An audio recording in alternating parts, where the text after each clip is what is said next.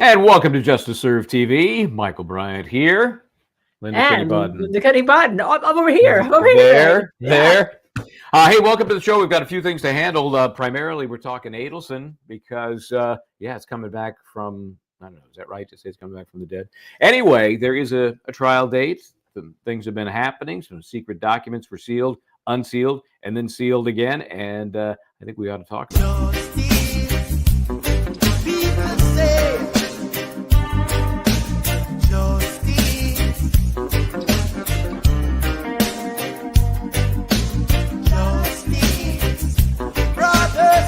Courthouse the other day in the hallway, you're singing "Oh Happy Day."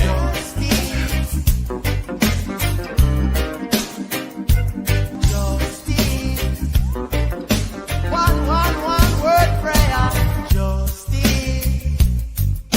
Justice, where are you? Okay, then. So good to have you along. Midweek kind of show going on here. Lots of bits and pieces of different things happening here, Linda. In fact, wait a second. Hold on just a second. Hold on.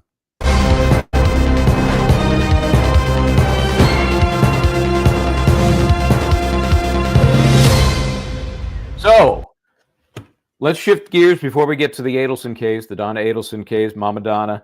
How about that Michael Proctor? How about that Michael Proctor? Oh, it's breaking news with Michael Proctor, right? Yes. Michael Proctor, of course, the lead investigator in the Karen Reed case. He had a disciplinary hearing today. The Proctor factor, as we call it, right? Proctor factor. Any guess what happened? Well, let me just tell you before that, because people may not know, the Commonwealth filed an updated notice regarding a state trooper, and that state trooper was Michael Proctor, who had the disciplinary notice because he was subject to an internal affairs investigation based on, they say, the text at trial. In the Reed case, maybe there's more to this that we don't know about, but apparently the prosecution has to produce all the responsive papers regarding the discipline of Trooper Proctor to the defendant, Karen Reed, and the Commonwealth, and the conclusion on the internal affairs investigation. So that's the setup for it. So what happened today? There was a hearing, and then what? Yeah, I mean, really, this was like, kind of military-like tribunal, I suppose, absent any sort of celebrity saying you can't handle the truth. But there was no decision. Not a surprise, but the hearing officer heard the story, heard the case. Obviously, Michael Proctor represented in this matter. He's fully expected to be disciplined, but we don't know to what degree. We don't know. I mean, losing his job is obviously, it's already kind of a foregone conclusion. He was already gotten rid of as a cop, but we don't know how far it's going to go. I actually put a poll on the site that says, how should Michael Proctor be punished for the investigation and testimony in the death of John O'Keefe? Fired and made to pay restitution for costs he directly caused, fired, made to pay, and imprisoned to the max under the law. Right now, it is roughly 64% fired, made to pay, and sent to prison for the max. Only 16% want him to be fired and made to pay, and 20% want him just plain old fired. Yeah, so, and you recall this is because he had text that said she kills herself. She referred to Reed as a whack job, and then there's an expletive. That's all real accent. He said, "Oh, that was so regrettable." He said at trial, and there were some other things regarding. Well, it's really, I think it's primarily about the conflict of interest. That he's hanging out with and having text conversations with the Albert family during the course of the investigation. But remember, the text messages from Proctor's phone were obtained as part of a federal investigation by the Department of Justice looking into O'Keefe's death and a subsequent investigation. So we don't know where all that's leading to, okay? But I believe, and I'm going to say it again, Michael, that this should have all been before the jury in the first case, because I think that was Brady material, and I think that's going to give the defense, if something happens, a lot more to appeal on again from the first case. Remember, because they're going to say that, hey, this should have been a decision; it should have all been dismissed. Yeah, and we'll always wonder, because this will never be relived. Proctor will never take the stand again. The poll, by the way, is on our website, Justice Serve TV, on YouTube. Yep, go to It's community tab there on There's a community tab, right? yeah. And then you can go vote on that community page. Yes, absolutely. YouTube is a little hard to navigate for a lot of people with regard to these community pages, and also even for us when we first saw the live And- is one section, the episodes, then if they finish are in another section. But just look around the whole page, and you'll find a lot. And sometimes I will cut and paste and repost with a link to the poll, and I sometimes I do, sometimes I forget, but I'll try to remember that when we are done. Okay, let's go back. Let's go back now to our original plan, which was to talk about the latest in the Adelson saga. Before you do that, I have Oh a my vote. gosh! You know what I'm going to tell you? We're going to be there to cover the Karen Reed trial because we this week were able to pick up our 2-year press pass, good for 2 years, for a little place in New York City called 100 Center Street. You may have heard about it. It's on TV all the time. It's had some of the biggest trial, like Donald Trump. I've seen it. I've seen it on Law and Order. Was there. You've seen it on Law and Order. We are media, right? But in Norfolk County, in the Canton courtroom, we have been denied having a press pass because they say that our YouTube channel does not count as media. Well, I guess they should tell New York City that. They should tell Florida that. They should tell all the places. They even let us in YSL. We didn't even need a press pass there. Come on in. Hey, cover the trial. Well, certainly anybody from the public who can squeeze their way in is welcome. And I'm going to do my best to squeeze my way in. Yeah, but you're going to be there outside if not, because we have a mini Starlink. We're going to be broadcasting from the Karen Reed trial. You're going to be there. We're going to be covering it. And so if they don't like us being there with a press pass, we're still going to be there anyhow. Okay, April 1st, it is officially on the schedule for. We'll see if that particular date holds. Okay, so let me just, for those who maybe can't remember some of the players in this case, let's just look at, there's the queen of the castle, if you believe the prosecution, Donna Adelson. She is the matriarch of the Adelson family. Let's go back just a little bit to cover some of the background. And while we're doing that, I think it'll be interesting. There's not a lot of audio in the body cam I'm about to show you, but I think it'll give some interesting visuals as we kind of catch people up on where we are and what happened if they don't remember in this. And what's this case is about? Right. This, by the way, is a weird setting. This is really on the jetway at the airport in Miami, where you see Donna Adelson being arrested. Okay, how'd you like to be going to get on your flight and this is happening right in front of you? It would be. Where are my bags? Where are my bags going? They're already loaded on the plane. Well, that's it. Most people probably just say, "Could you get the hell out of the way? I'm trying to get on the flight." Anyway, so Florida versus Charlie Adelson, at the moment venued in Tallahassee.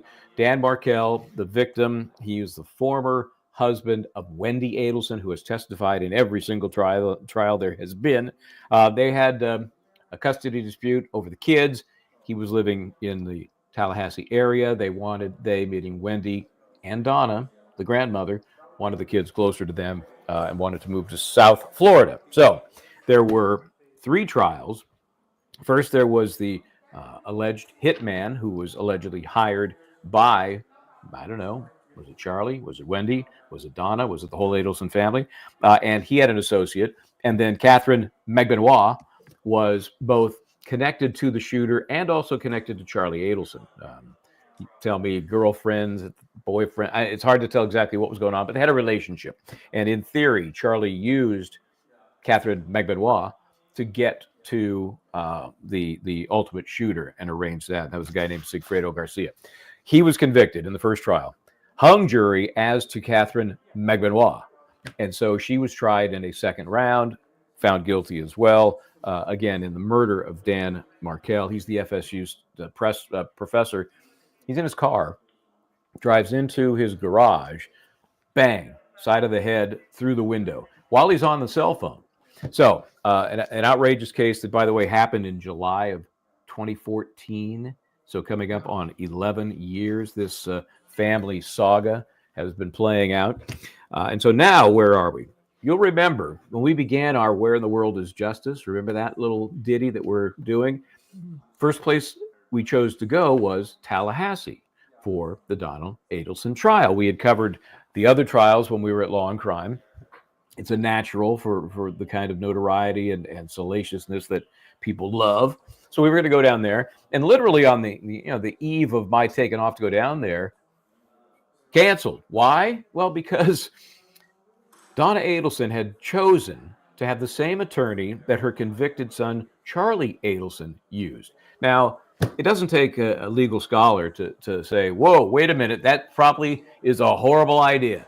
But nobody seemed to raise that red flag. Not the court, not the participants, not the attorneys, nobody. So they get literally to the day of trial. They're in the midst of organizing the jury members for selection. And that's when the attorney at the time, Mr. Rashbaum, Daniel Rashbaum, attorney for Charlie Adelson, and then at that point, still attorney for this woman being arrested here, Donna Adelson. And he says, Judge, funny thing, I couldn't get the waiver signed.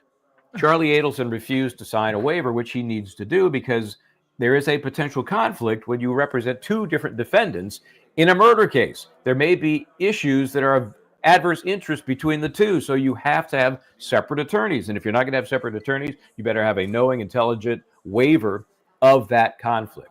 And at that hearing, Daniel Rashbaum went to the judge and said, can't do it. He will not sign it. So you can't go forward. There was co-counsel. I think his last name was Myers, as I recall. He told the court, I can't proceed. I'm not ready. I can't just step in immediately. So they called it off. We had to do a quick move, and that's when we went to YSL in Atlanta. So that worked out fine. And I hope to get back to Tallahassee if that's where this case is going to be tried. And that's going to be June. I think it's June 4th, maybe June 2nd. It's currently scheduled. She has new counsel now.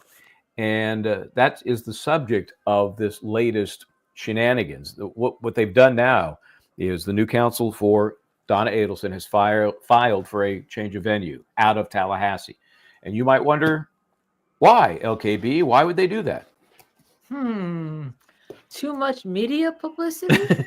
No, that couldn't possibly be. That doesn't work very often. And I do find it interesting in the moving papers, they cited the Brian Kohlberger case. Yes. And the judge granted that change of venue, as we know, out of what's the name of that where Moscow, Idaho is, that little I can't remember the name of the county.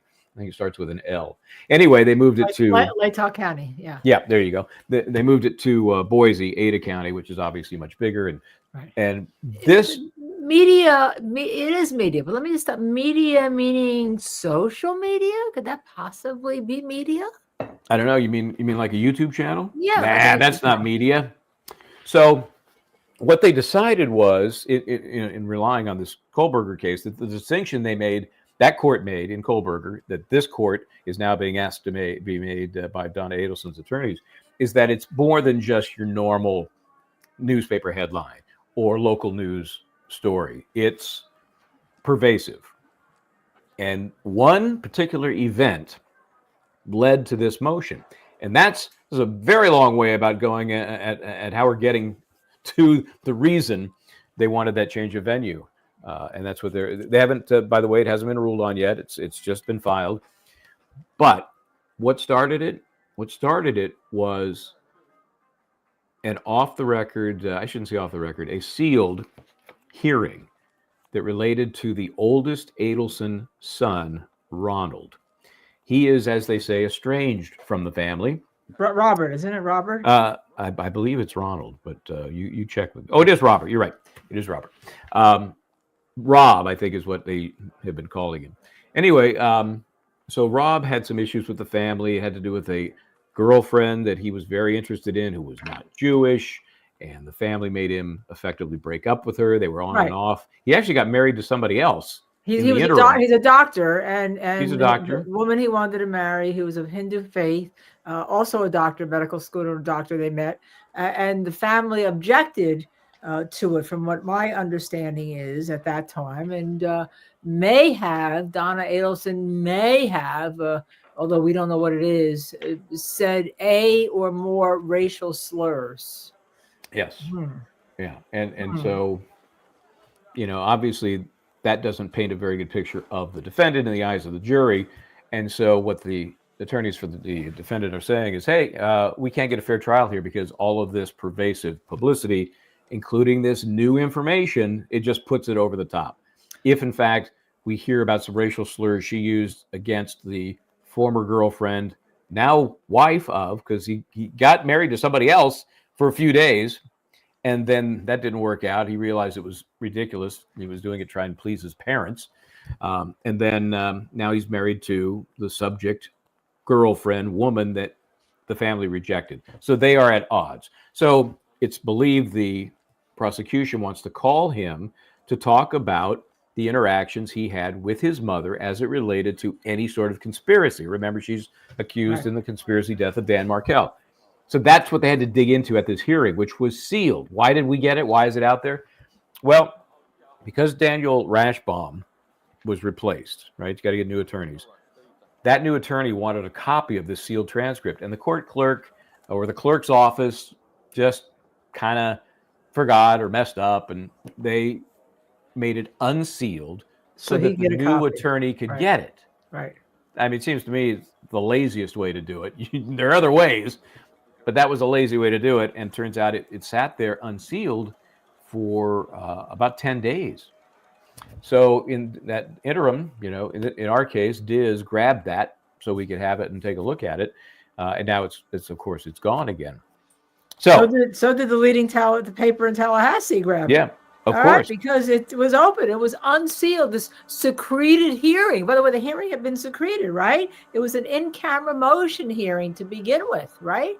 So it wasn't even out there to the public. The public didn't even know about it at that point. And you had the players there. You had Georgia Kappelman, the assistant state attorney representing the state. You had Daniel Rashbaum was there, and Robert Morris, the new attorney for Donna Adelson, in front of Judge Stephen Everett. So it was at the Leon County Tallahassee Courthouse on September 6th, and it was a 20-minute hearing, 9:55 to 10:15. So that's how this all came on the news now, right? Yeah, and so now what they're using as the impetus, though, for this change of venue motion is that hearing and the deposition that is referred to in the hearing, which includes this alleged, which we don't have, and it's still not out there, which includes this apparent racial slur, right? Okay, yeah, so right. And the setup. I mean, Robert is a doctor. He's now in New York State, and he's upstate, from what I understand. He's respected. He went to Tulane University, then he went to medical school. So he's the oldest son of, I think you said, of all the children, and so and there was other things they wanted to call him to talk about, but this is a pretty big deal that this transcript kind of got sealed and unsealed, because now we know, there may have been more involved than we had ever heard in the past in terms of admissions and all sorts of stuff. So I think, Michael Bryan, you and I want to go through this. Yeah, let's just go through it. I've got a couple of different versions of it. I've got my hard copy, which I've marked up. And then we have just the actual document here, which is clean. So you take a look at it. It's pretty basic. The court reporter grinds this out once they've decided they need the transcript. It's a pretty short transcript. So here you have it. It's the defense motion concerning the testimony of Robert Adelson. They state their appearances. You can see that Mr. Rashbaum was still involved at the time, of course, because this was done September 6th, I think it was. Let's see. Yeah, September 6th. So yeah, September 6th, right? Yeah, so he's still involved at that point. He had no idea what fun there was to come. Okay, so right. Okay, so there were a couple of things they talked about in this testimony. Obviously, the most salacious is the issue with the racial slurs, but there's other stuff. There's some other stuff. There's other stuff that's really interesting, going to whether or not Robert can have his mother convicted. And he's only given, by the way, one interview that we could find on the internet where he actually was ended up being pretty complimentary about his parents, saying after this whole thing with regard to they didn't accept his girlfriend, they weren't going to accept it. They did try to make amends and really embrace the two of them when they finally got married. But there's no indication, by the way, none, let's say it right now, that Robert Adelson had anything to do with these homicides like there is with some of the rest of the family that's already been convicted, and questions about whether or not anybody else will be indicted, right? Right. In regard to this. And so there's none with regard to that. These are the state plans to use him to try to get a conviction of his mother, Donna Adelson. Yep. So the prosecution wants to bring this guy in. Why? To learn about these interactions during this very important time. And obviously, if it doesn't relate to the death of Dan Markel, it's irrelevant, right? Right. So Right. they can't use this guy for, improper character testimony or the whole racial slurs thing.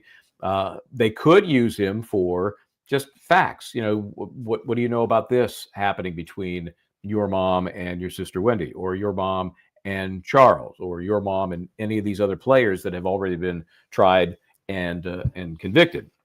So, but with all that, Michael, we just kind of glossed over the racial slurs. It really is interesting because lawyers always kind of make, well, what if this happens? And Rashbaum, when he was talking, said, Your Honor, we don't plan to elicit the testimony with regard to the racial slurs.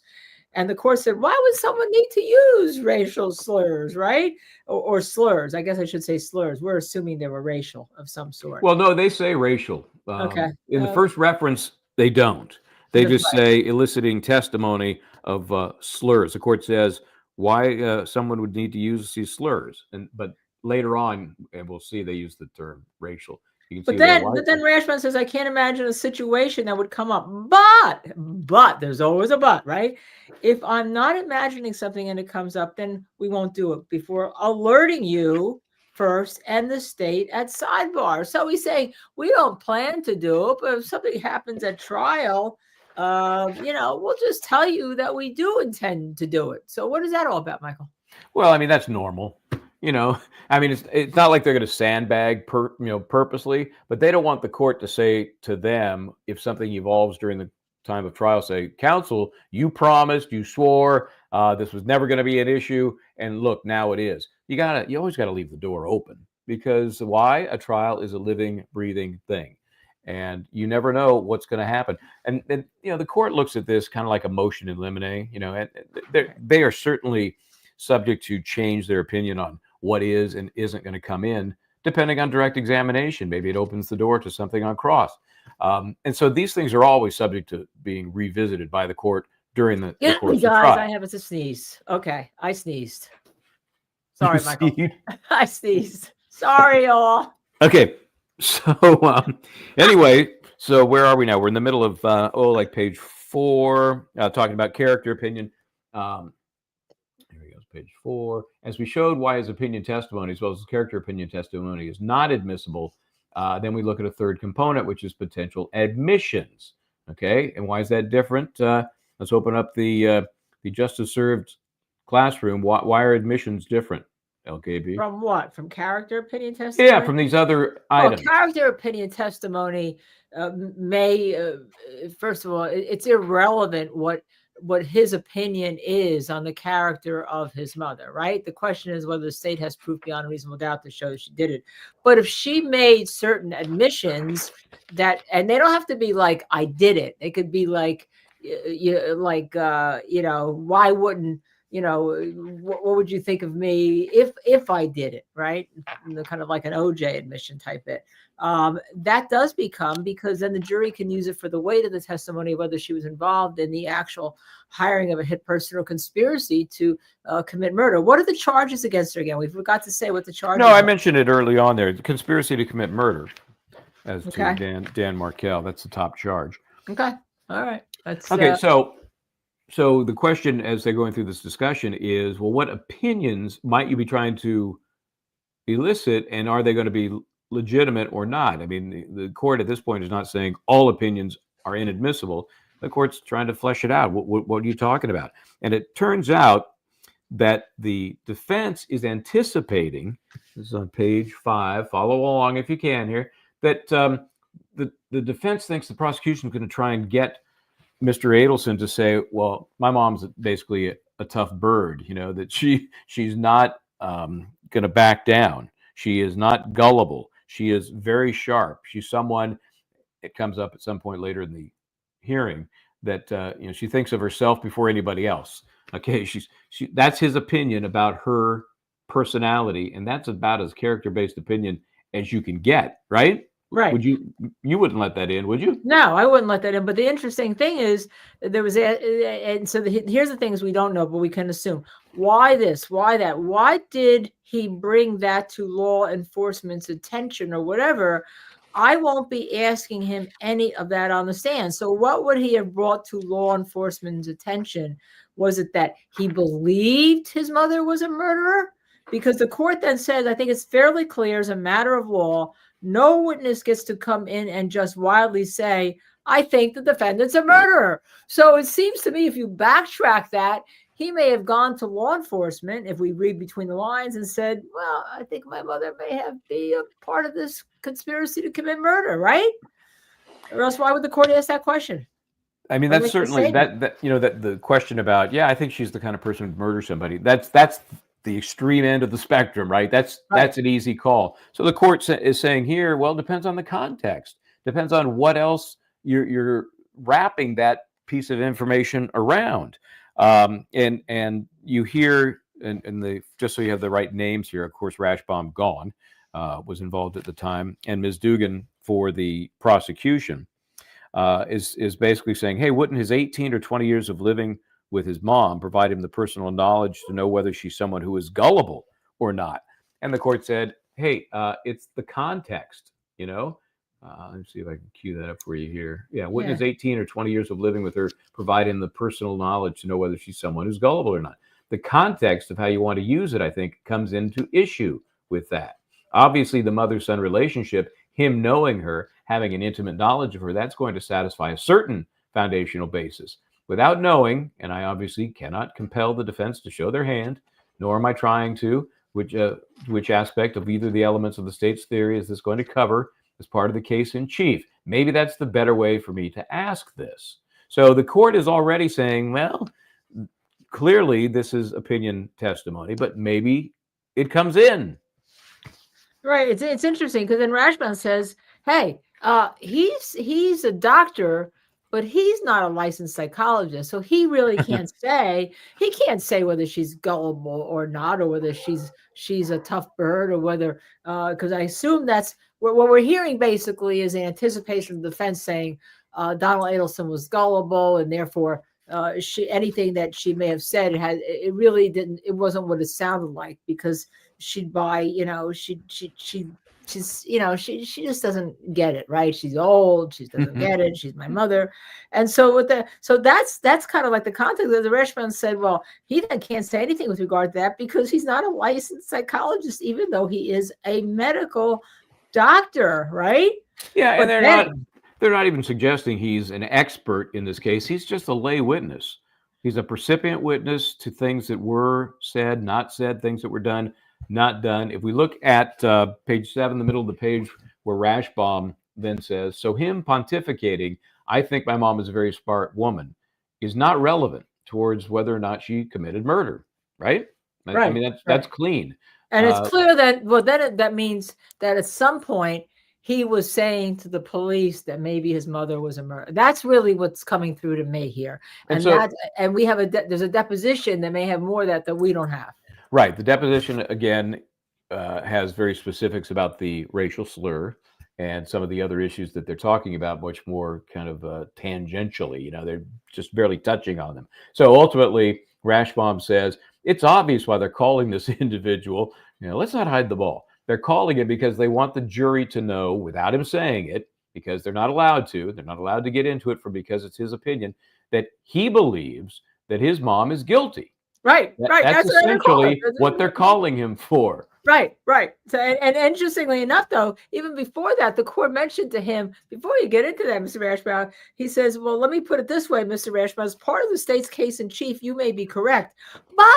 But there's always that but. Remember, even the court does it. Depending on what comes out during the defense case, this stuff may come in as a matter of rebuttal, not the slur, not the racial slur, but the arguments of innocence to show that she's not such an innocent, gullible, older person as the defense is going to apparently try to make it sound. So there's always that but, right? Yes, be careful of the but. I think in law, if there are very few things that don't have a but. I will put it that way. He talks about too here at the end of page 8. Well, let me start with you, Michael. You were there. You're the son. You witnessed certain things. You heard certain things. You heard the family not being concerned. You heard the family saying certain things, possibly. And maybe you weren't around the whole time because you were off living your own life with your new wife. But things raised your hackles that you may have witnessed, or in knowing how the family operates. And when I say this family operates, it's, and all, you came to certain conclusions that may be opinion, but all opinion testimony is not irrelevant, is it? No, if you're a lay person and it's an opinion, like let's say a simple example would be the speed of a car. I think the car was going fast. You can give that opinion. I think the car didn't really stop. You can give that opinion.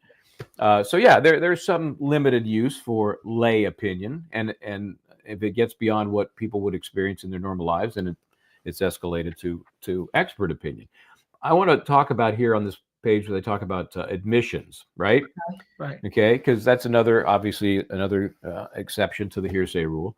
If somebody this motion revolved around slurs, revolved around opinion testimony about I think she may be guilty, and the third thing was admissions. That's what this hearing was about. And so she's talking about, or the attorney's talking about that distinction for the court. And remember, admissions by a party opponent are admissible as exceptions to the hearsay.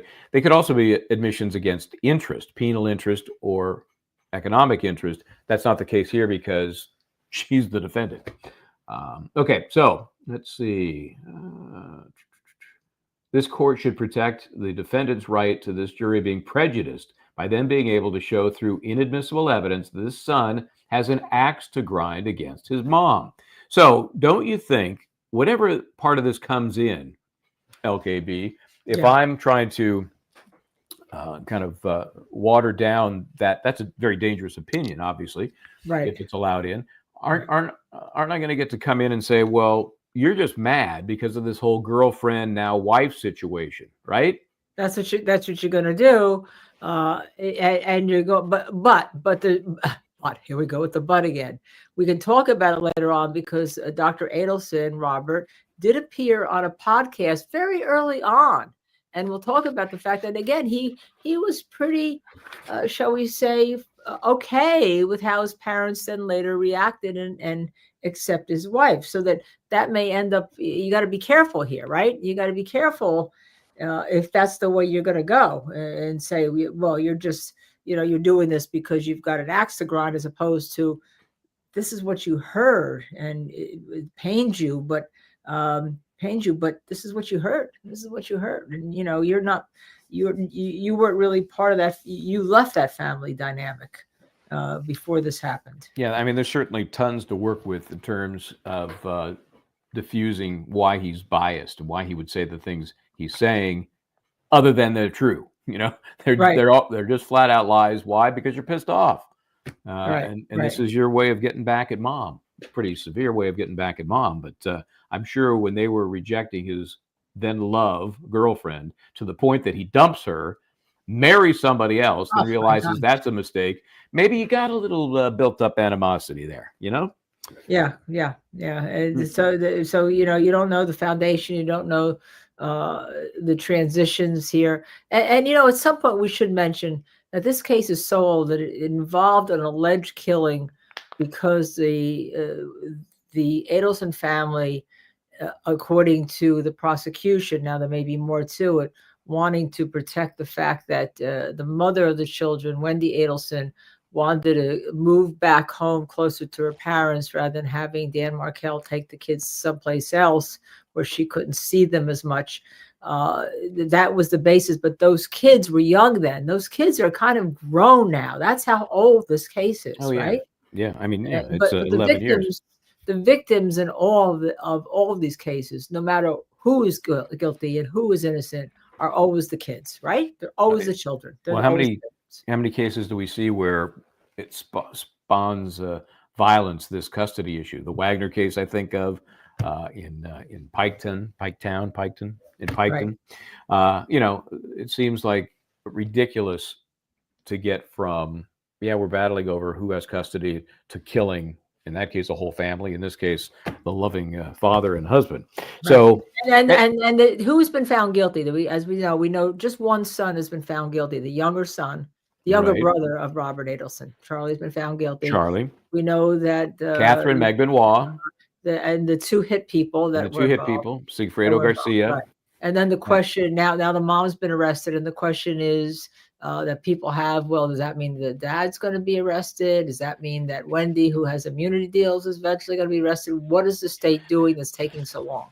Yeah, I mean, it's interesting. That's also something that they brought up in this hearing, and that was and it has more to do with the video that I showed where she was being arrested. The defense wants to argue that, hey, they had plenty of opportunity to arrest her. Why didn't they? You know, because she was arrested so late into the process. Right. They didn't arrest her until after the Charlie trial. And so the argument is, well, they didn't have the goods on her. And they didn't have them then, and nothing has changed. They don't have them now. So that arrest in itself should lead you to suspect, you know, her guilt. So but the one thing we do know that the admissions may be very important, because there is a paragraph in this opinion that says, the court says, as to the admissions, all of which are identified as 21 through 30 of the motion. So that means what? 9 admissions. There's allegedly 9 statements by Donna Adelson that are admissions that would lead the jury to say she's guilty beyond a reasonable doubt of this conspiracy to commit murder. So that's new information we didn't have before that. We just don't know what they are. Yep. We will. They'll come out as a more formal motion in limine, you know, as we get closer to trial. On page 9, let's direct our attention to page 9, class. Third line down, if he has, talking about Robert Adelson, if he has a foundational basis to establish this, knowing that his mom was either involved in the life of his other 2 siblings or himself, to that point, he can testify factually if asked questions. So that alludes to this, you know, relationship between Donna and Wendy, Donna and Charlie, Donna and Robert. And it's going to be pretty clear to the jury that there's a very different dynamic between him and Donna compared to Wendy and Charlie, who were obviously, we know from the other trials, you know, the favored kids, if we can call it that. So the court is saying, you open up that door, you can get into that. That's not going to be a big deal. So the judge basically is saying, hey, I may rule none of this comes in now, but should something change the trial, there could be rebuttal. And then the defense also says, hey, I don't want to use any racial slurs now, but if something changes trial, maybe we can bring it in. So there's a lot of buts going on here on stuff that they all, it's like inside information. They all know what they're talking about. We don't. Yeah, we're definitely filling in some blanks here and trying to read the tea leaves, but that's all right. That makes it interesting. Let's look at page 10, and there's not a whole lot. It was pretty efficient use of the court's time. It was pretty quick. What was it, like 20 minutes or so? It was 20 minutes on 17-page transcript, 20 minutes. Okay, so prosecution says, just as to the alleged derogatory term, I do appreciate the defense's discretion in their motion on that in filing it under seal. So they wanted whatever was said, they were so concerned that was filed under seal. My motion in limine that I'd brought up last week was to not only then asking Robert or asking the witness about it, Robert Adelson, but also asking any other Adelson family member, whether it be the defendant or any other Adelson family member testifying about it. So that would be my motion in limine as to eliciting it from anyone. So basically, wait a second. So basically, that's Miss Dugan. That's the prosecution saying that, right? Yes. So she then opens this up even further orally during this hearing. Remember, this is a motion brought by the defense, right? Yes. Yeah, because they're basically challenging what he said during that deposition that we don't have. So again, Rashbaum involved at that time said, yeah, I didn't realize that, meaning that the prosecution is concerned about it coming up through any number of witnesses, right? Right. But it's still the same answer stays, which is we will not ask it of anyone unless, is that sort of a but, unless Right. something comes up, and then we will come to the court before we do that. Well, how often is that in reality, Happens all the time. it could flame up before there's any chance to go to the court. So Right. It happens all the time. And in fact, then there speaking you of that, go. There you go. the judge said, because of the highly inflammatory nature of putting a racial slur before the jury, similar to you, I can't imagine a context in which this would occur. Okay. So we would who's need to making the handle it racial at slur? sidebar. So we're hearing, wait a second. The racial slur is somebody that Donna Adelson made a racial slur? Yes. Yes. I'm assuming it's about the Indian girlfriend. That's my guess. That's what I'm assuming it is too, right? But it's not Robert Adelson. I just want to clear that up. That's alleged to have made a No, it's mommy. It's mommy, right? But mommy he would be Donna. testifying to what mom said about his girlfriend. Right. That's what I think it is. Before they were very careful in saying it was a slur. And then the court just lays it all out there. The highly inflammatory nature of putting a racial slur before the jury. Okay, so there we go. There it is. We just don't know exactly what it is, but we can imagine. Yep, I think so. And then the part I mentioned is what the last item they get into on page 11, and that is the timing of the indictment. So prosecution has a motion in limine. Again, this was kind of a hodgepodge of a hearing. It covered a number of different things. My motion in limine was to prevent any argument of the state had all of this evidence for X amount of years, but she was not indicted until X time. And so the state doesn't believe they had enough evidence, or law enforcement doesn't believe they had enough evidence to proceed on charges for her. I didn't see whether the order addressed that or not. So again, as I mentioned earlier, prosecution's assuming the defense is going to try and get in there with cops, probably. Well, why didn't you indict her? Or why wasn't she arrested on this day, or on this day, on this day? And they're going to make it look to the jury like these folks were just, screwing around because they didn't have the evidence, and all of a sudden decided they did. So, of course, on cross, if that came in on cross by the prosecution, or on redirect, depending on how the witness takes the stand, I would then point out that the case was still evolving, and that we finally got enough to make that charge and indictment only at the point we did it. The jury is going to get to decide whether that's BS or not.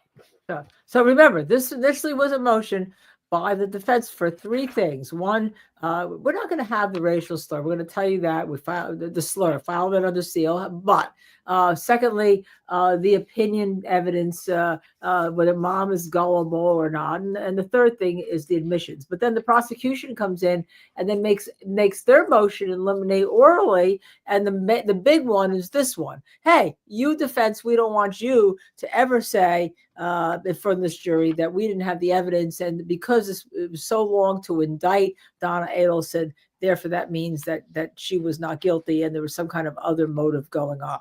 So the court then says, do you want to reduce this to writing or not? And Dugan, who's the prosecutor, says, Ms. Dugan says, no, we don't need to do it. It's verbal. We don't need to reduce it to writing. But then the defense says what? Oh, I think we need to reduce this to writing exactly to know what the pieces to this argument is. Is it factual or something else? So now they want to see the prosecution's oral motions. And this hearing kind of like got a little bit out of control here. Sure. And I think the judge did the right thing, because it got to the point where we're not just going to be, doing this like the Wild West. If this is an important enough issue, let's put a motion together. We'll put it on calendar and we'll talk about it. There was one other issue that came up, which is really much more, I think, germane to the whole conspiracy, whether it becomes a big issue or not at the time of trial. This was, let's go to page 12, shall we? This is on page 12, where they're talking about, and you hear Mr. Morris chime in. One other issue. Mr. Morris is one of the attorneys for Donna.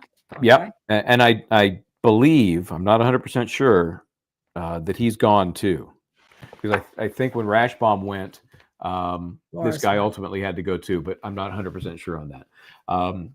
I know you can't rule on things until they're in front of you. The state intends on asking investigator Detective Isom about David Marcus, calling him shortly after Katie Magwinoir's arrest. The sequence of things, as we understand it, is that Mr. Marcus is sitting in the office of the partner of Katie Magwinoir's lawyer when she's arrested.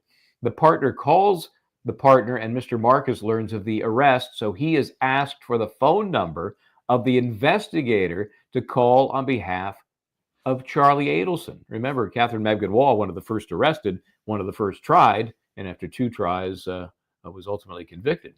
Mr. Marcus is under subpoena. He's going to file a motion to quash. So they're going to have to get to that, it says here. And that's the question of whether or not there's going to be some kind of attorney-client privilege. Of course. And the court is, initially the court is like, well, I don't see how just what he saw, what he observed is inside the attorney-client privilege. That doesn't make sense. That's the court's initial reaction. But what I think is interesting is that they're really looking to use that as part of this giant, the conspiracy picture. Right. The state indicated they wanted to seek to elicit it, but I think the state's theory is that they were all in cahoots. That's a legal term there, LKB, cahoots, with lawyers and financing lawyers, and it was one big part of the conspiracy. But the evidence seems to be to the contrary, that according to Mr. Morris's argument. Right. But so this whole transcript is like a law school exam.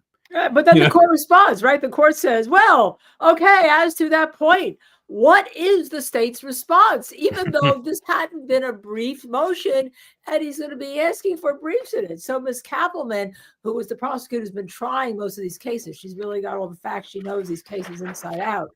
I'm seeking to elicit that piece of information from Investigator Isom, so they would need to have Mr. Marcus if they feel that's appropriate. I don't know what that means, but the court says as a factual matter, him having knowledge of the call or the arrest, I don't see where that would go to any privileged information. But there seems to be something more here, right?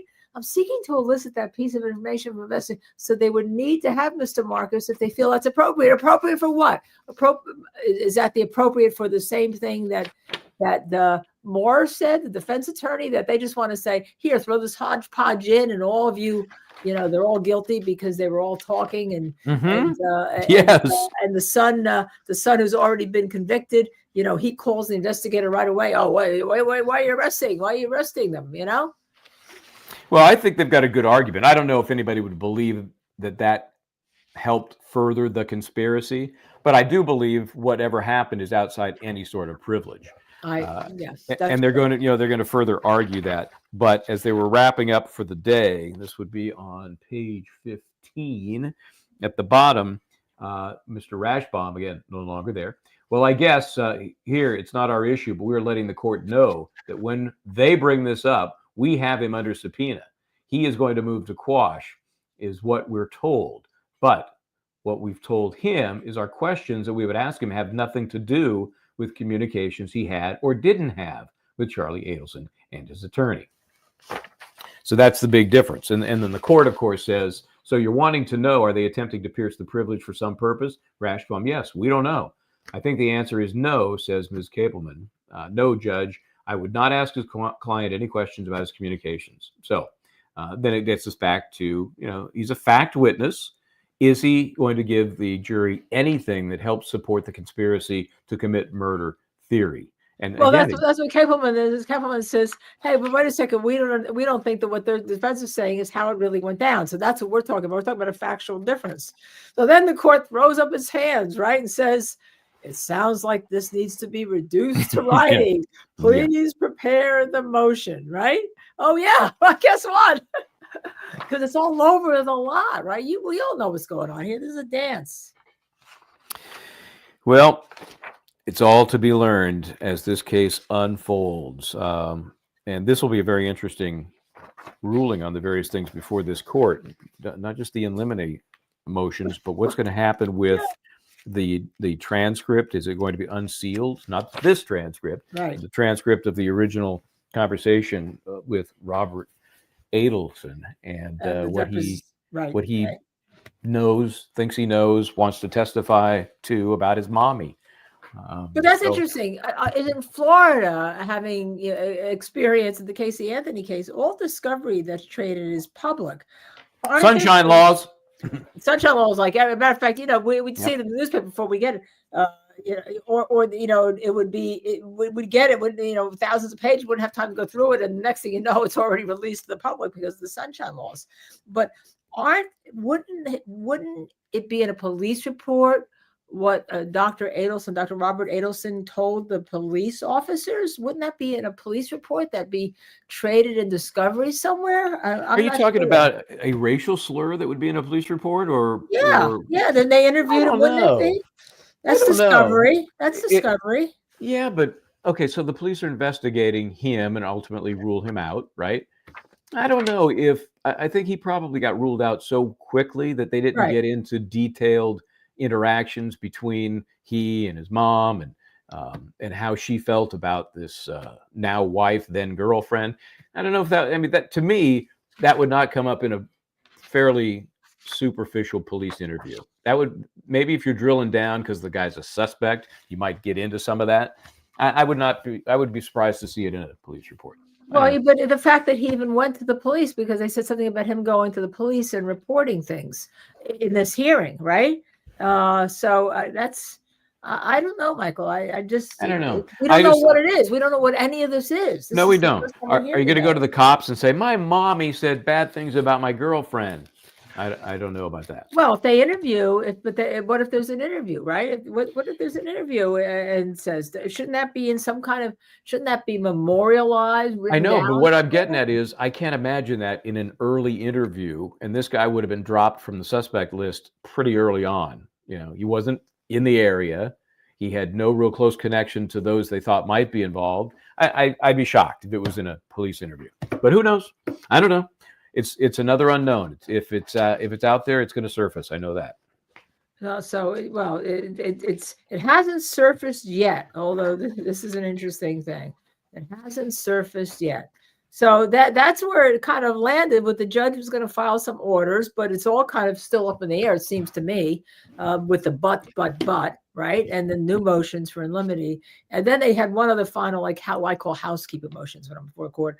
They wanted to preserve the testimony of the medical examiner, Dr. Clark. He's a former medical examiner for the area. He then was in Georgia, so I assume rather than he's not subject to subpoena. They can't subpoena him over just because he was a former medical examiner, or maybe there's something else going on, but they were going to take his testimony, which shouldn't be very difficult. I mean, that doesn't lead to me, that's not relevant to Donna's part. I mean, It sounded more like a housekeeping thing. Yeah, housekeeping die. How did Markel die? But I did find this interesting when they brought this up. They made a point of saying that Ms. Adelson does not want this continued to be convenient for this person to testify. Right. So, so what was that about?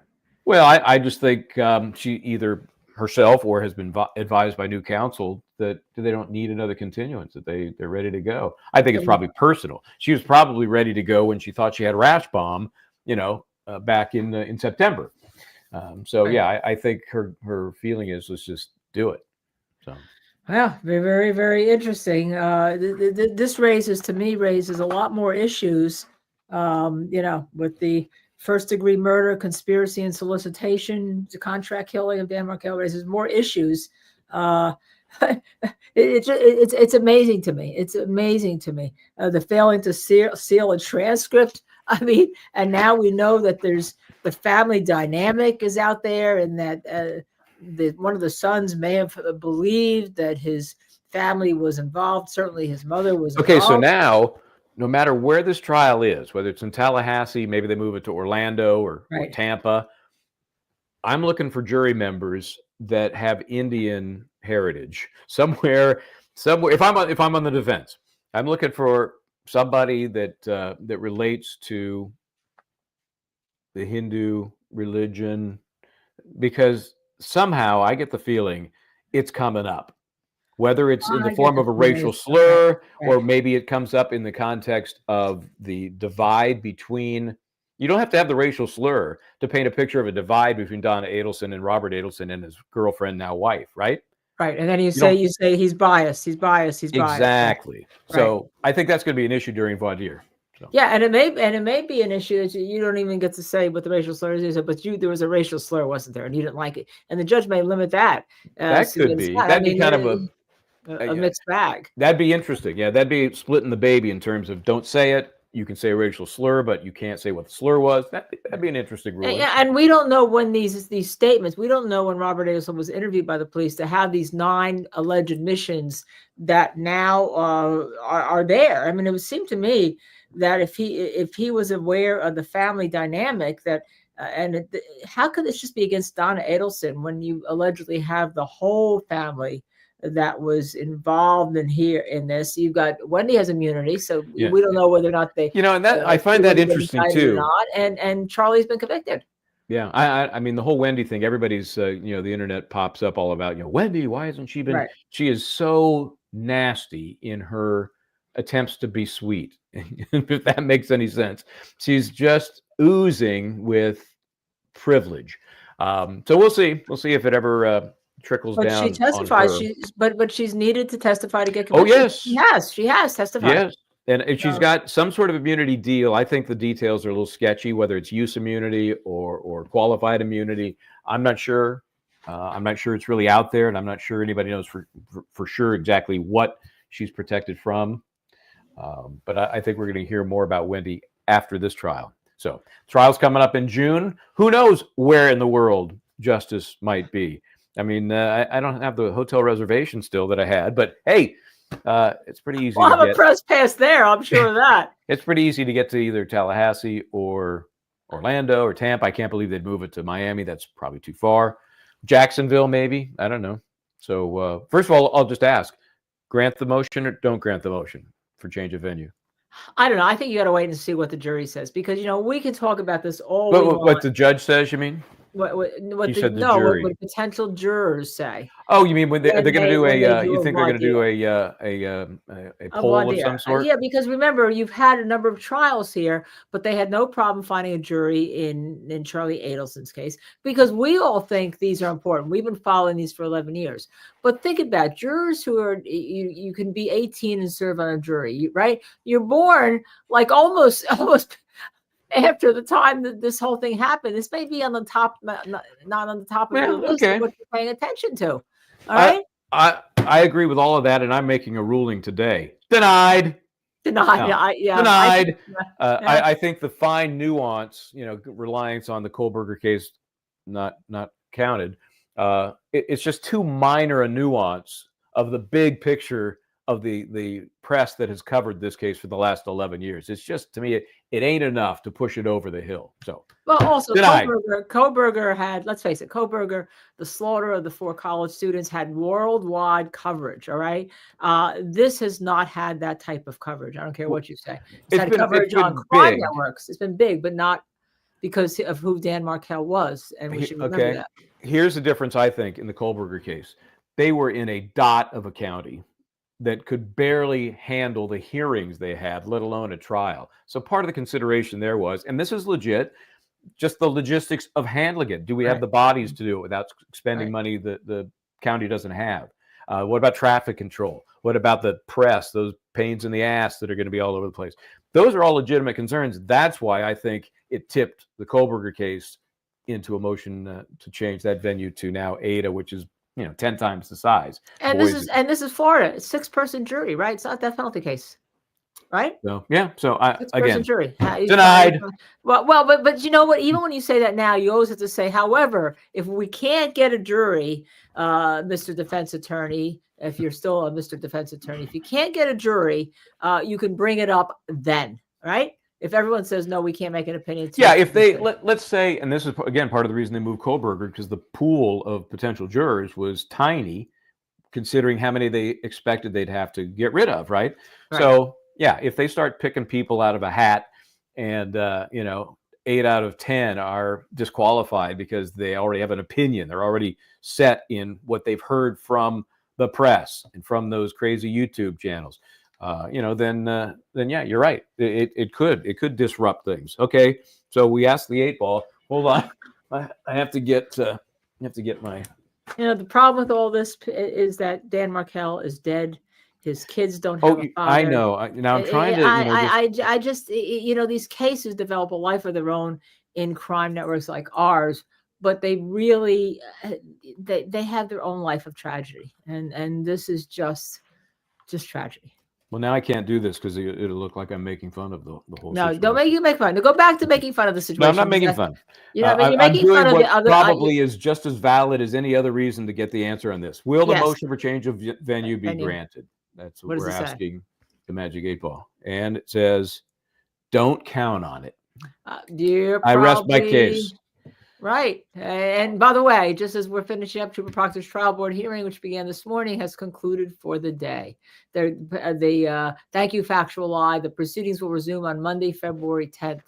Okay. So that was the second day the proceedings could resume. So, by the way, we started this Donna Adelson show with Karen Reed and the Proctor Factor, and we're going to be ending it with Karen Reed and the Proctor Factor. And by the way, show our press pass for New York. Just Oh my gosh. Show our. If I hadn't picked it up today, it's not like I go to bed with this, but I just picked it up today. So there's our press pass for New York. Canton, Massachusetts. Hey, it's no Canton, I'll tell you that. That's for sure. Okay. So thanks for joining, folks. Thanks, everybody. That's your thing. I'm Michael Bryant, and of course, that means try to do the right thing. Hold on a sec. I'm going to check on one more thing. Okay, I'm all right. Yeah, we'll see you next time. And I'm Linda Kenny Bodden, and together we are Justice Served TV. And if you like us, please subscribe, hit that like button, share, and the notify button. We will see you next time.